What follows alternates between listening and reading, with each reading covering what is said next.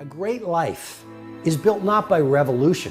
A great life is built by evolution. Small and steady wins the race. What you do every day is far more important than what you do once every decade. I want you to really think about that idea. What you do every day is simply your life in miniature. And as you live every single day, so you're crafting your life. What you do over the next hours is really building your future. And if you can just get every single pocket of 24 hours right as best as we humanly can, the rest of our life is going to take care of itself. So small wins matter.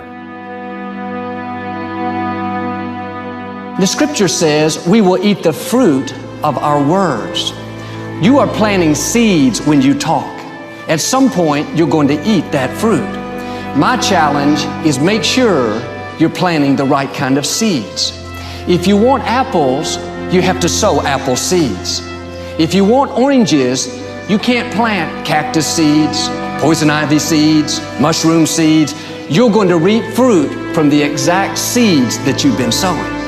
In other words, you can't talk negative and expect to live a positive life. You can't talk defeat and expect to have victory.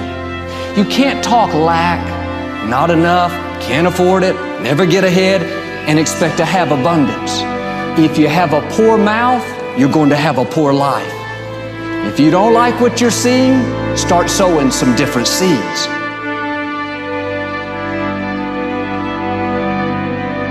We may not realize it, but we're always feeding ourselves. What we watch, listen to, the people we're around, the thoughts we're dwelling on, that's feeding our inner man.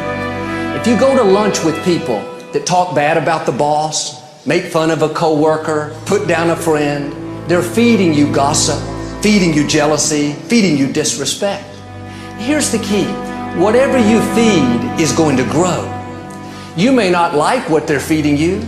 You're a nice person, but if you continue to hang around them, before long, you'll be gossiping, you'll be critical, you'll be disrespectful. Why? Because you kept feeding the wrong things. If you're always feeding negative thoughts, thinking, I'll never get well, I'll never meet the right person, you're feeding doubt, feeding mediocrity, feeding fear. If you know exactly what you want to be, you need to spend as much time with people that are actually that already.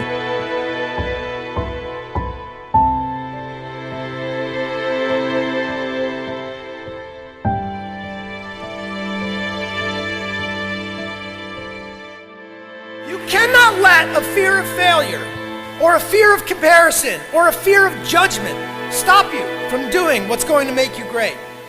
You cannot succeed without this risk of failure. You cannot have a voice without the risk of criticism. And you cannot love without the risk of loss. You must go out and you must take these risks.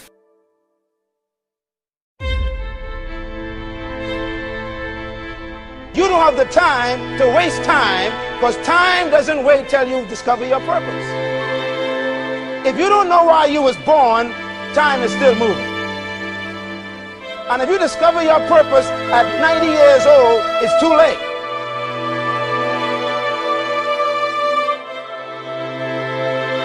You don't know how young you are.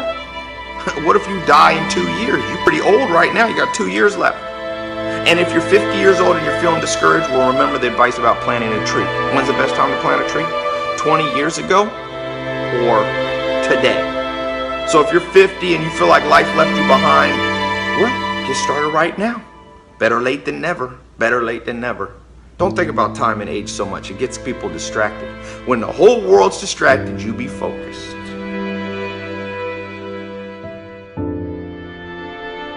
You have to trust your own voice, your own ideas, your honesty, your vulnerability, and through this you will find your way.